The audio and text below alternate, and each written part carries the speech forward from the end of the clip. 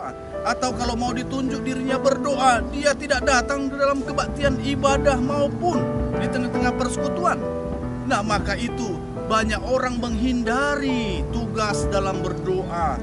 Padahal doa adalah napas kehidupan orang percaya.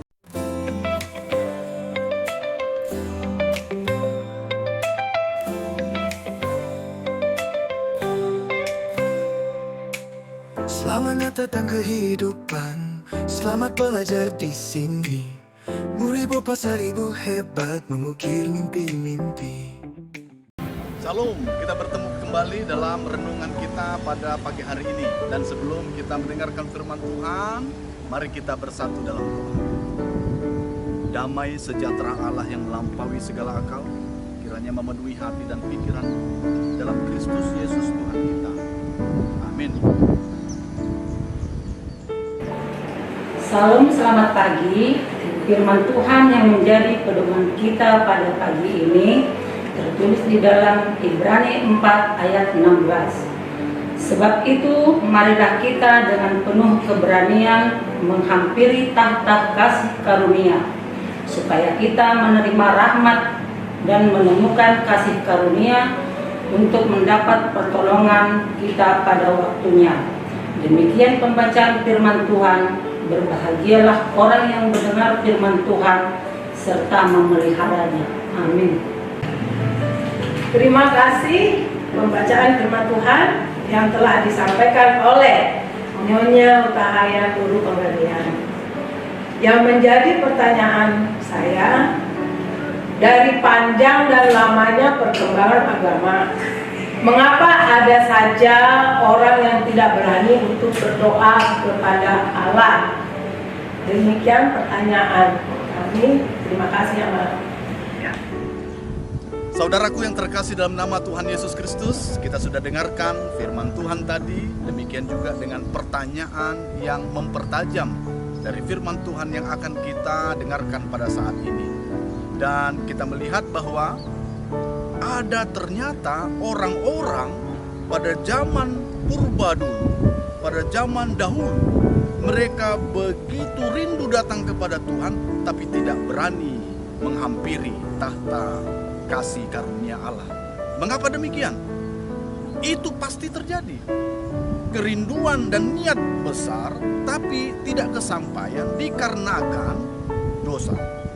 Dosa meliputi semua ciptaan, sehingga dosa ini tidak dapat bergabung bersama dengan yang kudus, yaitu Allah sendiri. Maka itu wajar sekali bahwa orang-orang sulit dan bahkan tidak berani datang kepada tahta Allah karena mereka berdosa. Maka itu kita sebagai orang Kristen, kita diajarkan bahwa sebagai orang-orang yang percaya dalam Yesus Kristus, kita yang bersalah, kita yang berdosa dibenarkan melalui kematiannya, melalui darahnya, melalui Yesus Kristus, sehingga kita menjadi orang-orang yang benar. Maka itu, karena kita orang-orang benar, disebut sebagai anak-anak Allah, maka masuklah dalam tahta kerajaan Allah dengan keberanian. Jangan takut. Datang ke dalam tahta kerajaan Allah, kasih karunia Allah.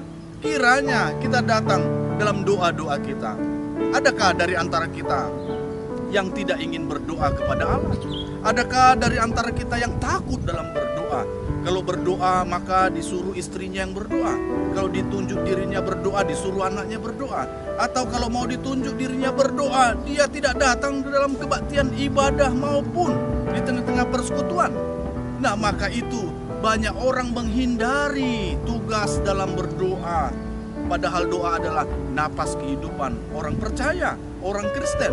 Maka itu, mari kuncinya hari ini terbuka firman Tuhan bagi kita bahwa hampirilah dengan keberanian tahta kasih karunia Allah melalui doa-doa kita, sehingga melalui doa kita diberikan kekuatan.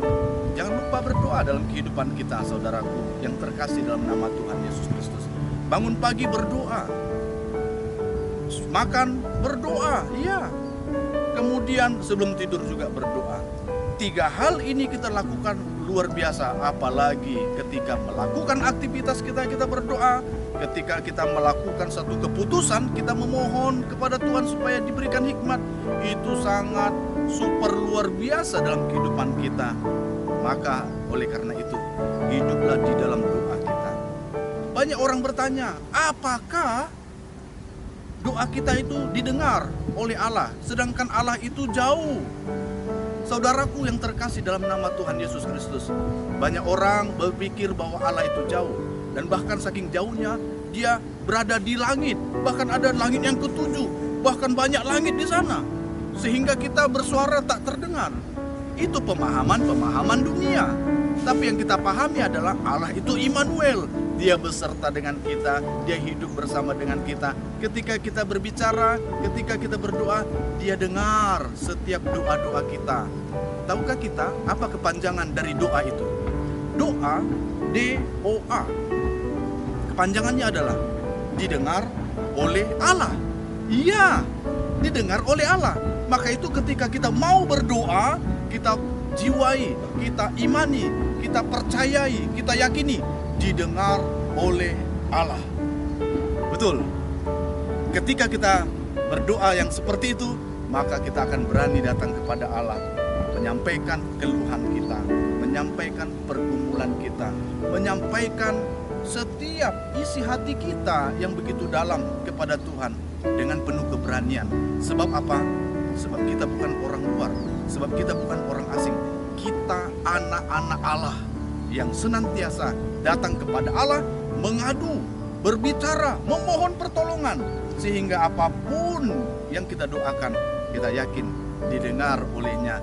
Dan dengan hikmat Allah, dia akan mengatur segala sesuatu dan memberikan jalan keluar sesuai dengan rencananya.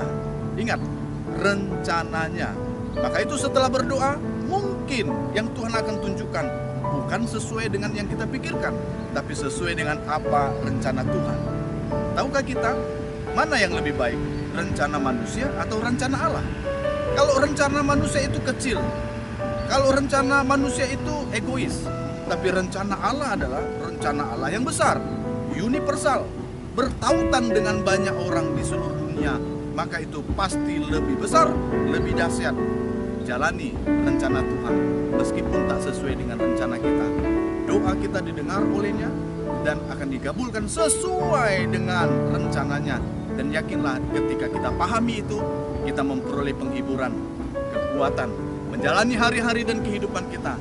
Dan ketika kita datang kepada Tuhan, datang dengan penuh keberanian dan sukacita menjadi milik kita, dan kita akan bisa melakukan aktivitas kita dengan penuh sukacita. Itulah yang terjadi di jemaat di Ibrani. Luar biasa, mereka betul-betul mau datang kepada Tuhan dalam Yesus Kristus. Karena mereka tahu bahwa Yesus adalah imam, bukan hanya imam biasa, imam agung yang mana dia mendengarkan doa-doa setiap umatnya. Dan kita yang hidup di zaman ini, kita pun demikian. Yesus imam agung yang mulia, yang besar, dia akan mendengarkan doa-doa kita. Jangan takut berdoa, selalulah berdoa.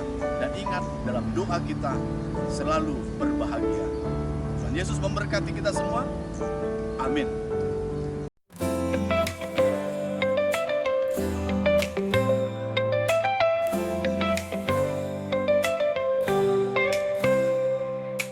Selamat datang kehidupan, selamat belajar di sini. Beribu pasar ibu hebat mengukir mimpi-mimpi.